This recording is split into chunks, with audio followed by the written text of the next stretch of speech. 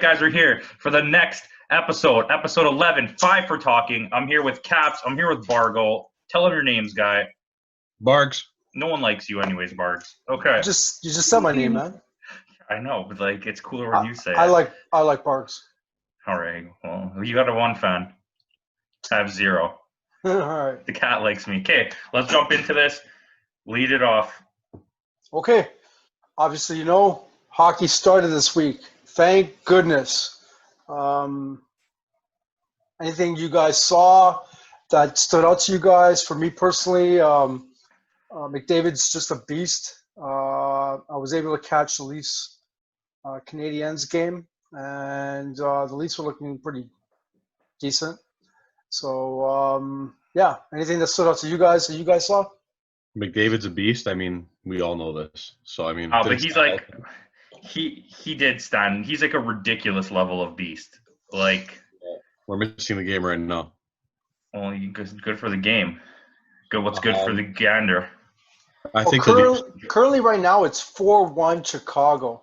Can you believe that over Edmonton? Well, I would not have guessed that. New York was going to slap up Carolina. Say that again? A lot of people are saying they're going to slap up Carolina. New York is going to slap up Carolina. It looks like the favorites, the Rangers, just lost to the Carolina Hurricanes right now. I picked Carolina anyway, so. Carolina was the better team the whole game. Not according to some analysts down south. Never mind, I don't want to. Analysts? Okay. Yeah. McDavid is an absolute monster. I would also like to point out that McKinnon is maybe the most underrated player in the history of the NHL. Because he is absolutely insane. Like, why do you say that? Did you in the game that he I forgot. I've never really watched him play. Just watching that game, like the way he moves, he's just as fast as McDavid. He has hands like McDavid. He can shoot like McDavid. He can pass like McDavid. He is looking like he's getting better with each passing year. Yeah, I think it took him. He didn't start out as good as he is now. Not like McDavid. McDavid came in and was already McDavid. Does a lot of McDavids.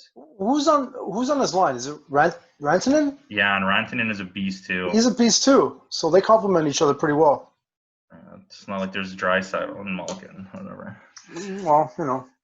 Well, let's just all admit Ovechkin's the best player of all time. Okay, the Leafs' third line. That's all I want to talk about for the rest of my life. Okay, go ahead. That's the next. You guys actually called it last week. I'm gonna give you that. Give you guys that, man. You guys called it. I mean. Yeah.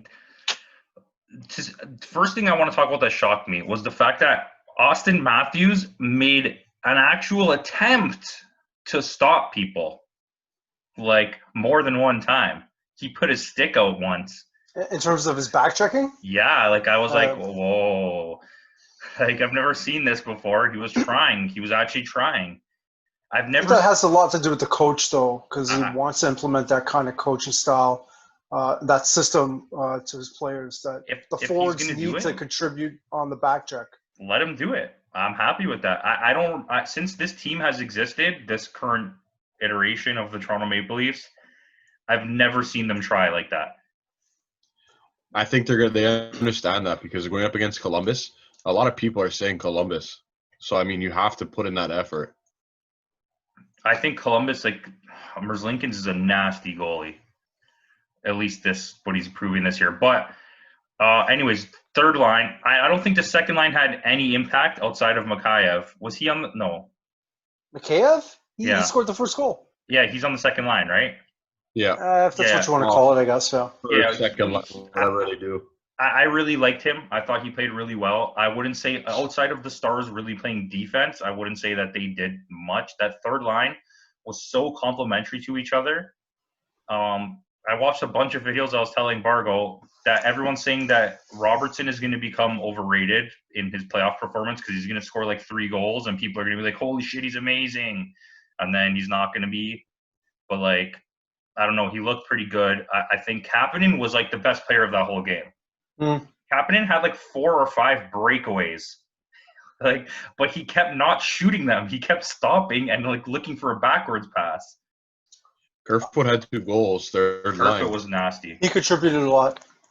I've always had faith in him, but I don't know if he'll ever be a superstar. But So a couple of things I want to point out. According to Sheldon Keefe, he had a lot of time to work with his players to implement his style, his coaching.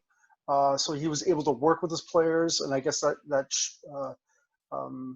showed in what was it, the Montreal game. So it looked like it worked. The other thing is that based on what I see and the way the lines are looking, it looks as though Andreas Janssen is going to be the odd man out I think so. next year. I think he's going to be he's going to be trade bait. If Kapanen keeps playing the way he's playing now, I don't think that's really an argument even. I think you're correct. I look, because I see Bargo there, like he's kind of shaking his head. But the only reason why I'm saying that, Bargo, is because in terms of the salary cap, they have to make room, and it looks like he's the odd man out. I think so. I do. Yeah, but they also have like 15 expiring contracts, and they're all like small contracts, which is fine. But you're freeing up a lot of cap space. Not enough to sign a defenseman, but to bring back Johnson, it wouldn't hurt, and you still would have like $4 million. Yeah, I can see your point there, but next year, Frederick Anson's contract is up, and Morgan Riley's contract is up. And I can tell you this much, both of them are going to look for significant raises. You deal with it next year. They can't do anything next year anyways. Put my hand up. Who are you going to trade? You're going to trade Johnson. You're going to get someone under contract, and then you're going to end up having to re-sign those players. Okay, this is the thing. Nothing's going to change. If Robertson is a shoo-in for your lineup, which it looks like he is no matter what he does right now, if Brooks can make the lineup, you don't need Johnson anymore, and then that frees up salary cap for you to get Pietrangelo, who everyone's saying is coming to the Leafs if he comes to the Leafs. Would you rather have Pietrangelo or Johnson? Like, not even an argument. And Nick already knows what he's thinking. So. Well, I think, you guys know what I'm thinking, because they obviously need defensemen. I agree. It's no ifs, ands, or buts. They need D. If your pipeline, they need D. They need D. If the pipeline keeps pumping out players, you don't need these secondary players anymore. Let them go somewhere where they can have a chance to better their career, because you're not going to get time here. Well, I mean, Bargo makes a good point too. I mean, when the situation comes about, or when it happens, then they'll deal with it then. I mean, I can see both sides of the. I mean, it's a little early for us to be saying this too, but it's speculation. Like, Marincin is done. He's probably going to get re-signed for 7.7. Then you have who else? Gauthier. He's probably going to get re-signed for 0.7. Malgin's going to get re-signed. Like, there's so many guys there that, like, if you just let them walk, you can bring in a defenseman for $4 or $5 million. Yeah, but with the contracts that are going to happen, with the re-signings that they have to make, they won't. All those minuses that you're talking about are just going to cover the new contracts for those players. If they re-sign these guys. If they do, but I can't see, like, there's a few guys that they're definitely going to re-sign. There's a couple things that come off the books too. I forget what it is. Someone else's contract. Those guys, Lupul and Horton, they're done, but it doesn't really matter. But someone else that we're retaining salary comes off the books. I think it's a goalie. Leonard? No. I don't know. I'm not sure, to be honest with you. No idea. I wrote it down. I have it on a piece of paper, but no, whatever. Can't find it, eh? So it is what it is. Let's see how it goes. I don't want to speculate anymore unless let's get off cap talk. Unless it's cap talk. I want to ask you guys a few more questions, and then we'll go to that next topic. All right. There's 3 more games tonight. Panthers, Islanders. Who do you guys see coming out on top? That's an even match, man. This is good because this is pre-recorded, so this is going to be like, we're going to see. Okay, so Islanders are going to win. Islanders are going to win. I'm going to tell you 4-2. And Bobrovsky is going to play like shit. Sorry, I swore. What about Canadians and Penguins? The Canadians are going to come out hard in the first period. They're going to look like they're going to win, and then Pittsburgh's going to win like 5-1. Pittsburgh, hands down. Yeah. I know I got a buddy that's probably going to watch this soon, but Jets versus Flames, and he's a huge Flames fan. So what do you guys think? Honestly, I don't think the Flames are bad, but I have It's gonna be absolutely zero faith in that goaltending. Zero. Absolutely zero. It's gonna come So down to the goalies being good.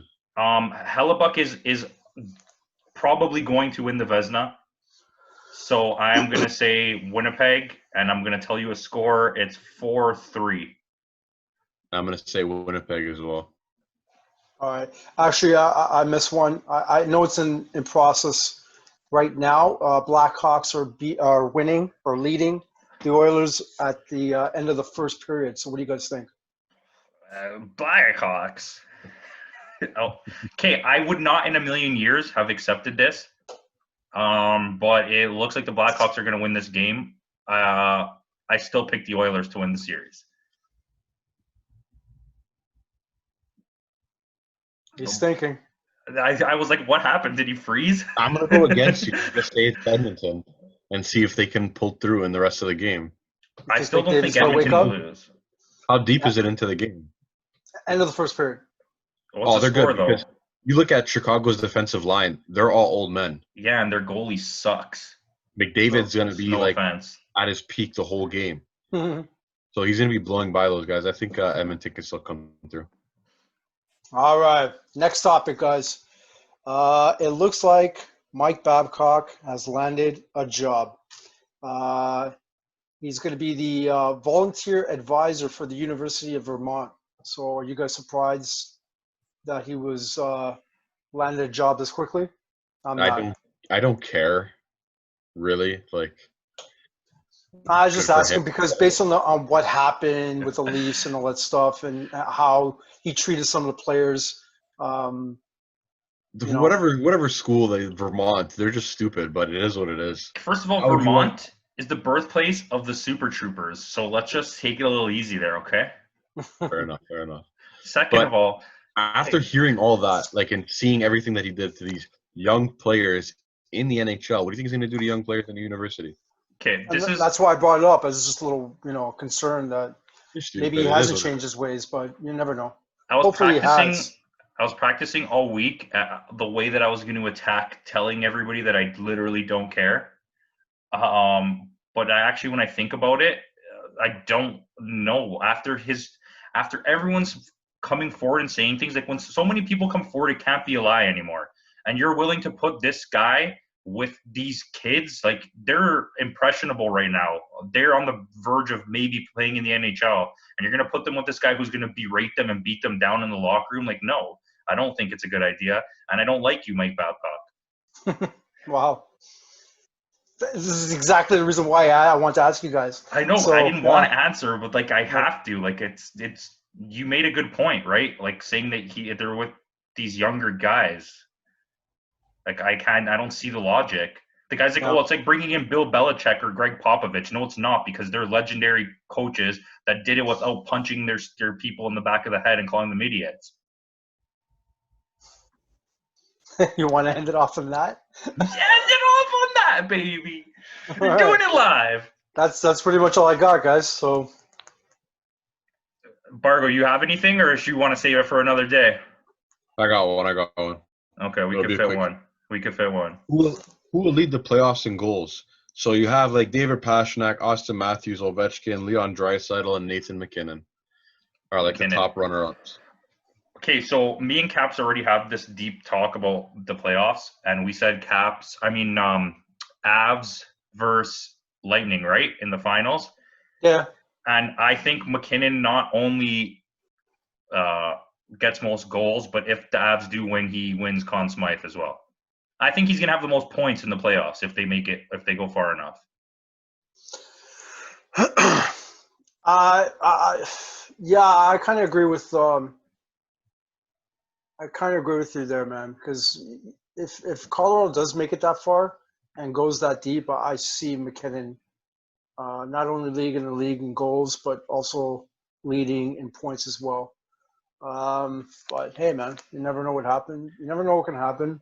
But right now, yeah, I think I'm gonna go with McKinnon right now because I don't see I think Washington's a little older. I'm not sure if they'll be able to go that deep. And you know what? Like based on what you guys were mentioning last week, I'm starting to have doubts about Tampa again. Thank you. I had doubts when you guys asked me that question the first time. Yeah, you kind of woke me up on that a little bit. I'm not sure about Tampa. I mean, I was gonna say though, like yeah. a player like Kucherov is not even mentioned in like the top 5 for leading in goals through the playoffs. I think everyone's on the same page. I think that's Is kind of Kucherov what like it is. really a goal scorer? Yeah, but I think what Anthony said makes sense because I feel like the way they play in the playoffs is like they're all together. Like they're not carried by one solo. That's what I think. I'm thinking of Washington too. I don't think Ovechkin's going to lead in goals because I think he's going to give up himself to make sure the team wins. I'm going to say David Pastrnak because I think Boston can make a deep run. Yeah, that's potential. I agree with that too. And he scored a nice goal in the exhibition game. Never The practiced with the team or anything. I understand they're pretty sure they lost that game, but his line was still bumping. In the elite level of players in the NHL, like the top, he actually fits there and he gets overlooked a lot and people don't treat him like he belongs there, but he really does. Yeah, he also got drafted really high too. He's a really good player. But I think McKinnon is like special. He's really special. I honestly regret not watching more Colorado games in my life because he is something really fucking special. Oh my God. I think but he gets forgotten because he's in Colorado. Maybe. And yeah, they're not like they kind of get pushed aside after all those Cup people retired. Yeah, like and what do you have there after all that happened? Yeah. Nothing. Right? You know what? I know you asked that question, and for now, I'm going to go with McKinnon. But I'm just going to watch some of the games and see some of the highlights and get a feel for what I think. And I'll probably come back to that question later on because that's a hell of a question. That's a hell of a question. I know I was saying Tampa before, but like you kind of woke me up on that, and I might. You know what? I might actually change my original pick. I don't even remember who I picked, but I know it wasn't Tampa. This is what I want to do Boston or Washington. You said Boston and St. Louis. St. Louis. Okay, so same as last year. Before we end off this episode, I think what we should do is after the round robin finishes, we should redo our playoff predictions because now we've seen the qualifying teams play, and now we'll know how they're going to play against the first round, and then we'll compare it to our old guesses, and we'll see how it goes from there. Yeah, that's cool. All right, man. Anyways, let's wrap this one up. Episode 115 for talking. I got the guys here. We're wrapping it up. Subscribe, leave a comment, do all those things. We like you. Sure. Merry Christmas.